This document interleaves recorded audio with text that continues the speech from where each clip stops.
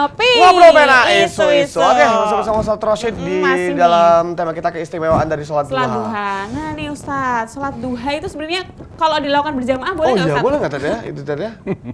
Boleh. Boleh tadi. Oh, Oh iya, boleh. dulu waktu SMP saya juga jamaah. Oh iya, saya Untuk juga. latihan. Maaf. Untuk latihan ya? Untuk Tadi? latihan. Oh, oke, tapi afdalnya memang Sendiri, sholat munfarid yang sendiri. Karena sifat dari sholat sunnah itu sesungguhnya adalah sendiri, kecuali Oke, sholat semua taraweh, oke. ya, sholat idul fitri, sholat idul adha, itu justru disarankan di lapangan, di masjid, ada syiarnya, termasuk sholat tasbih. Nah, sholat tahajud, sholat seperti duha ini dia sendiri, termasuk sholat hajat. Nah, boleh nggak itu di sekolah? Boleh. Nggak masalah, anak-anak kita TK, SD, kan gitu, bahkan SMP gitu, untuk dalam rangka melatih mereka, mendidik, membiasakan itu, litarbiyah. Lalu mereka kemudian setelah itu membaca ya Fatahu ya Rozak ya Alim ya Fatahu ya Rozak, itu ngalir tuh pahalanya untuk orang tua. Karena anaknya yang begitu polos itu, ya Allah ya Fattah yang maha membuka, ya Rozak yang maha memberi rezeki, ya Alim yang memberikan ilmu, berikanlah kepada kami orang tuanya. Kemudian kecipratan, kesalehan dari anak itu. Karena nanti pun setelah meninggal dunia, ya min ba'di amil jarihnya dia adalah waladun soleh, anak soleh yang mendoakan kedua orang tua. Kita perlu dibiasakan anak-anak kita. Nah, pembiasaan ini kemudian menjadi karakter kan, dari behavior, karakter yang kemudian dia merasa hari ini kok pagi ada yang kurang nih. Apa? Ternyata belum sholat duha. Yang kemarin kita singgung juga, Rasulullah itu kalau nggak sholat tahajud, sempat bahkan pernah beliau itu apa? Mengkodok sholat tahajud. Mengkodok sholat tahajud. Ya mengkodoknya kan pasca sholat duha bisa. Jadi kalau misalnya masalah hari ini ya kelupaan, tahajud malam lewat, tapi sholat duha kodok. Oke, ya, tapi ini kan bagian dari tadi ya, ikhtiar menjaga. Betul. Nah, katanya ada tadi ini sholat duha menggantikan sedekah sebanyak 360 persendian.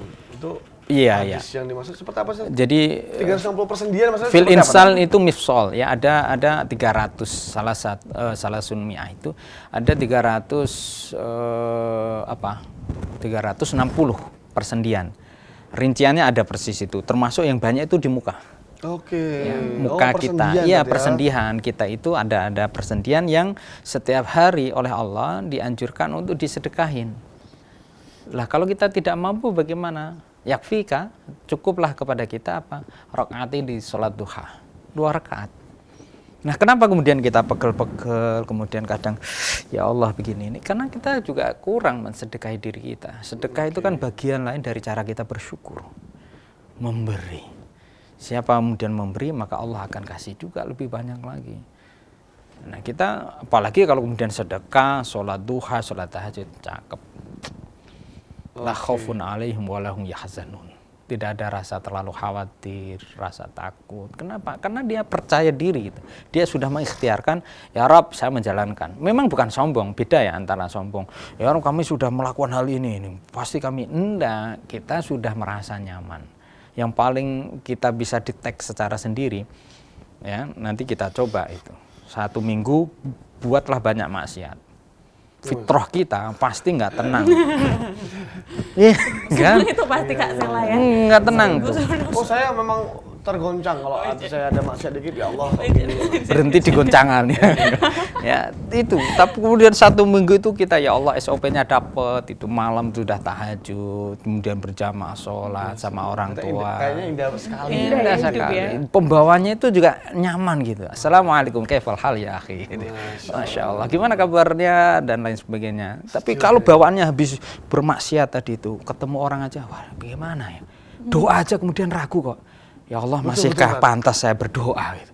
Dengan tangan ini penuh dengan luka dan maksiat. Penuh dengan noda dan sebagainya. Ini gitu. Karena fitrah kita itu bagus. Kullu mauludin yuladu al fitrah. Jadi kalau kita menodai diri kita, itu sudah bawaannya nggak tenang. Nah, kecuali tadi balutan-balutan yang kemudian idza tuliyat alaihim ayatuna zadatum imana itu, orang-orang yang beriman itu ketika dibacakan ayat Allah bergetar wajilat qulubuhum. Tapi ada orang-orang Oh, nggak percaya nih. ada orang-orang mahal. yang dibacakan ayat Allah itu nggak bergetar sama sekali karena banyak, satu nggak paham atau memang sudah itu. Kadang masih Hati. banyak loh, Tat. Hatinya ngedengar mati. murotal kayak gitu. Oh, silik gitu Ah, ya. bener. Nanti lo Iya. seakan-akan kayak, aduh, ini apa toh? Sudah panas, sudah penuh Iya. dengan jin-jin yang Itu salah merasuki. satu indikasi juga tadi ya. Indikasi. Nah, orang yang Oke. kemudian dengerin ya Allah. Ya, misalnya ya, wa laqad zayyana as-samaa'a ad-dunya bimasabih wa ja'alnaha rujuman lisyayatin. Ya Allah, nanti kami akan kembalikan. Alam ya'tikum nadhir? Qalu bala qad ja'ana nadhirun fakadzdzabna wa qulna ma nazzalallahu min syai'. Ya Allah, ini pengakuan ahli neraka. Di neraka digambarkan di Al-Qur'an. Engkau kenapa di neraka? Apakah tidak datang kepadamu ya pribadi-pribadi yang menyerukan kepada kebaikan, yang kemudian menyatakan kebaikan-kebaikan ayat-ayat Tuhan? Alam ya'tikum nadhir? Qalu bala, sudah datang kepada kami mengajak sholat duha, tahajud. Fakadzdzabna, maka kami kemudian apa? Mendustai itu. Mendustai ya tadi. Lau kunna nasma'u wa naqilu ma kunna fi ashabis sair. Andaikan kami mendengarkan, memfollow up itu semua, maka nafi ashabis sair. Niscaya kami bukan ahli-ahli neraka sair sekarang. Sudah digambarkan juga sebetulnya Iya. ya, untuk neraka sendiri ya. Waduh. Kenyataannya yang Tantangannya adalah tadi, inna nafsul amaratun bisu. Nafsu kita itu selalu mengajak kepada hal yang tidak baik. Kita tahu sholat duha bagus, 6 rakaat ya. Iya, saya kan bukan TK, mahasiswa. Tapi begitu, ngopi-ngopi ngapain? Bukan ngopi di sini. Ya. Ngapain sholat itu? Kemalasan nafsu dan apa ya, semacam tadi pembiasaan. Maka sesungguhnya orang-orang yang sudah terbiasa itu saraf-sarafnya mifsal yang 360 tadi itu dia akan merasa rindu dengan kebaikan, Nah, orang-orang yang kemudian juga diridhoi oleh Allah karena kebaikannya, dia akan selalu ketarik kepada ini. Sebagaimana orang-orang yang pribadi yang bersedekah, dia selalu mengarahkan kepada surga, kepada keindahan dan kebaikan.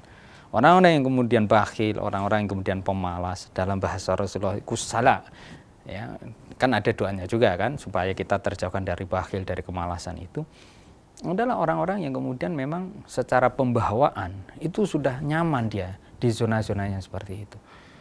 Orang-orang yang bertaubat itu gerah itu, baru lihat ini bapak maaf saya sudah nggak ngerokok lagi.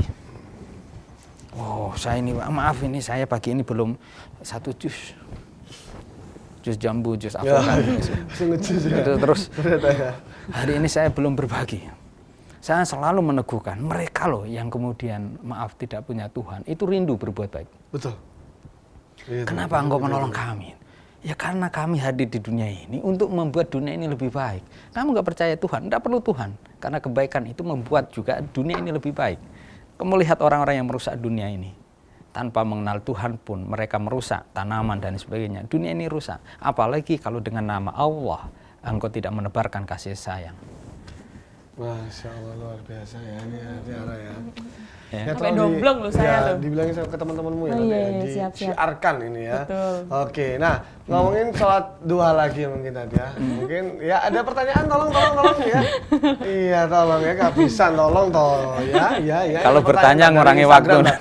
Iya. Nah ini katanya sholat duha itu merupakan sholat al-awwabin. Nah ini mungkin bagaimana Penjelasannya penjelasannya gimana? dari Retno di Randusari ini. Bukan di Jatisari ya, Randu ya. Nanti kelengkeng sari saya. Jadi awabin orang-orang yang kembali. Rasulullah tadi bahasanya bagus sekali itu. Wahada minal awabin. Ini orang-orang yang kemudian takarub kepada Allah karena menjaga betul. Dan kalau kemudian kita lihat dari sholat subuh sampai kemudian kita melakukan di tadi sholat duha di waktu-waktu awabin. Itu waktu yang nyaman sekali. Saya terus terang saja menulis itu yang produktif di waktu yang seperti itu. Hafalan Quran dan lain-lainnya itu di waktu ba'da subhi, kalau agak lebih punya dikit sebelum subuh. Betul. Kadang orang-orang tua dulu pun ngomong belajar tuh ya subuh. Habis subuh bener-bener. Otaknya fresh biar masuk insomnia. pelajaran Iya. gitu kan. Kalau udah siang, udah sore udah capek, malam-malam Ya, udah capek. secara fisik pun pikiran kita juga tenang. Kita habis dari titik zero kan, alfa. ketenangan di diri, kemudian sudah tidur, sudah fresh, pusing, kemudian kita sudah ini kan, lalu kemudian kita sholat, bersujud, lanjut dengan memorizingnya. Itu luar biasa. Ya. Dan yang kita amati orang-orang yang menjaga Quran demikian itu jauh kok dari pikun. Maka dia lanjutkan tuh dengan sholat duha tadi. Jadi kalau layanan secara materi sudah ada, fisikalnya kita dapat. Pagi itu dengan sholat duha, fisikalnya kita juga lebih kemperinget tuh. Ya, kalau kurang, relaksasinya habis sholat duha cakep, atau sebelumnya juga. Ya, habis sholat tahajud, sholat subuh, kemudian tadarus Quran, pegang sepeda, puterin satu kampung, ya kan? Kemudian kita sholat duha, bangunin anak-anak, nyiapin semuanya, jam 7 kelar semua. Kita tinggal ke kantor, melanjutkan sholat duha di sebelum masuk kantor kita cari musola, kita cari kemudian masjidnya. Kita absen dulu ya Allah sebelum saya fingerprint, saya fingerprint dulu dengan. Masya Allah, boleh pinter ya. Yes, ketemu, gimana? Assalamualaikum, teh ngopi dulu, ya kan bawahnya sudah enak gitu. Rizki kita juga sudah terjaga. Allah menjamin akfika akhirahu. Aku akan cukupkan harimu. Gitu. Tapi apakah kita melakukan itu? Jangan-jangan kita terlalu sibuk dan percaya diri dengan kemampuan kita. Saya akan ketemu bos. Saya akan melakukan retorika yang bagus. Saya menegosiasi yang bagus dengan preparation my proposal yang bagus. Tapi kekuatan spiritualitasnya lemah. Apaan nih proposal kayak gini? Nih, halamannya ndak ada. Keuangannya ini salah, nih Excelnya kamu salah ngitung. Dari mana? Human error kita tidak terkalkulasi atau terprediksi. Betul ya. Gerakan-gerakan ini, ya mifsal tadi yang mestinya kita sedekahin, tidak ditunjukkan oleh Allah. Ya Allah, ada yang terlewat ini fatal, dan seterusnya kan. Nah kita bermohon tuh, human error. Bahkan sampai sekarang itu kedokteran selalu juga ini lakinya bagus, perempuannya bagus, melakukan hubungan suami istri ya bagus selama bertahun-tahun. Tapi kenapa tidak ada yang nempel satupun? This is a mystery of life. Mereka selalu bilang inilah rahasia kehidupan. Siapa turut campur di situ? Kalau Allah sperma pun ini belum ditemukan, belumlah jadi. Rezeki kalau memang belum Allah hadirkan, mau dikejar kayak apa? Yang belum nyampe. Kita di rumah bercanda dengan keluarga, kemudian berbuat baik, fi aunil abdi, ya dengan hamba-hamba yang lain, kemudian kita membantu. Ada tuh jodoh datang, nggak perlu susah payah. Kenapa? Kita membaikkan diri di wilayah sini. Ngurusin masjid, ngurusin desa, kampung, ya kan, membantu sesamanya. Itu bagian dari ikhtiar. Loh, kamu kan jodoh harus dicari misalnya, karena itu rezeki. Tapi kenapa kamu bergerak? Saya bergerak di wilayah sini dan saya mantengin ke portalnya Allah. Allah yang kemudian menggerakkan pada jodoh-jodoh. Buka tuh perempuan, oh cantik, lakinya biasa aja. Loh, Allah yang bukakan, Allah yang punya itu. Oke, luar biasa ya. Oke, sholat duha ya. Nanti kita jeda iklan dulu Tat ya. Habis ini bisa ngasih satu segmen lagi ya Tiara ya. Sebelum jeda iklan kita saksikan dulu nih pesan dari Alia Zara. Oke, ini dia.